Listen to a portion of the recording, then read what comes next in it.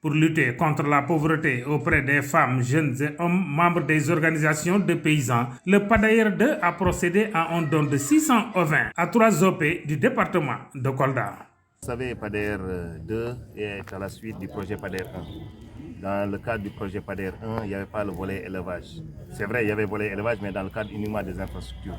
Cette année, le PADAER 2 est parti pour pouvoir aider un peu les gens dans le cadre de l'élevage, améliorer un peu le niveau de revenus, les gens qui sont dans une extrême pauvreté, mais aussi de voir exactement comment les appuyer dans le cadre de la durabilité pour une sécurité alimentaire mais nutritionnelle en même temps. Le PADAER est un programme du ministère de l'Agriculture, mais cette initiative axée sur le don de sujets aux membres des OP recoupe parfaitement les vœux de l'État du Sénégal en matière de renforcement de la sécurité alimentaire et nutritionnelle et l'augmentation des revenus des paysans.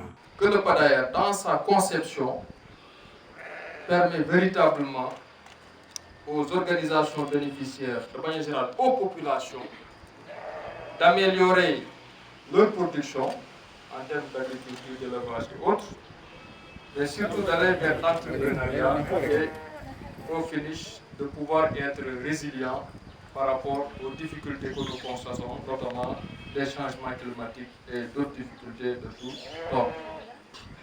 C'est la raison pour laquelle, monsieur le coordinateur national, vraiment nous magnifions les actions posées par le PADAER 2, car comme vous le savez, l'objectif du PADAER est de contribuer à la réduction de la pauvreté pour les femmes, les jeunes et les hommes dans la zone d'intervention à travers leur incorporation dans les chaînes de valeurs profitables, diversifiées et résilientes au changement climatique.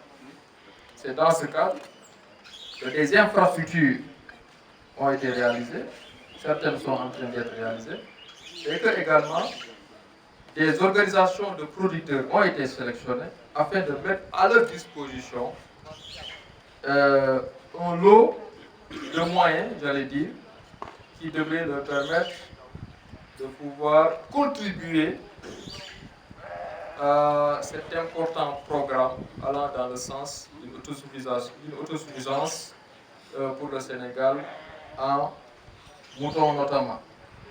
Car aujourd'hui, les organisations de producteurs ici présentes, qui sont composées de 10 bénéficiaires, et chaque bénéficiaire va recevoir un bélier assuré, 3 brebis assurées, 2 mangeoires et 2 abreuvoirs, un aliment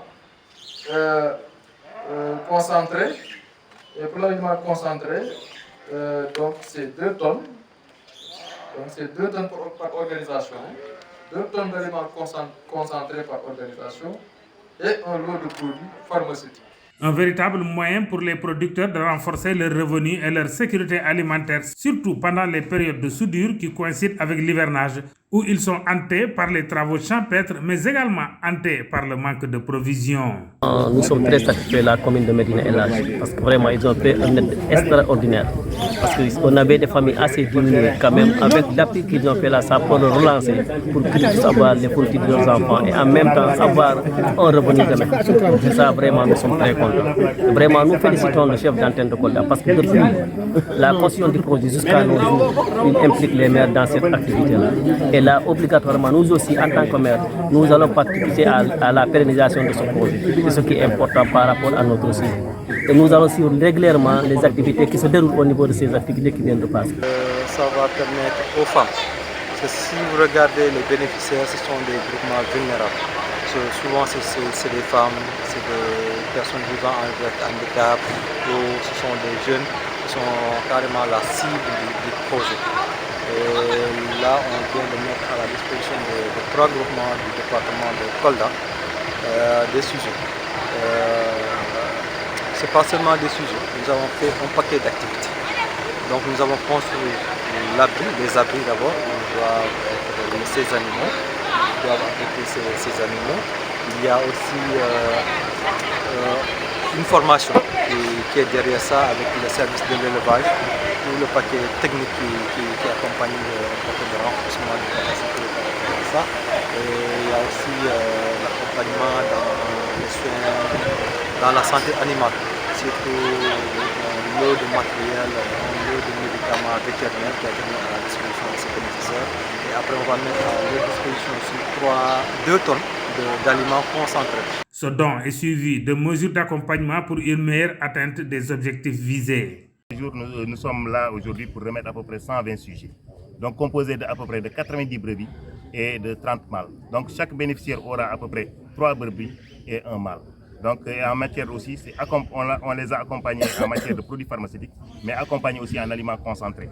De ce fait aussi, il ne faut pas oublier qu'il y a eu déjà des constructions de bergeries pour chaque bénéficiaire. Donc c'est ceci encore, c'est un package que nous avons mis. Et aussi nous avons mis l'assurance agricole, l'assurance même de ces sujets au niveau de la CNAS, donc du service de la Caisse nationale d'assurance agricole du Sénégal. Donner des sujets d'élevage à des habitants du monde rural, c'est une des techniques la plus fiables dans la stratégie de lutte contre la pauvreté au Sénégal.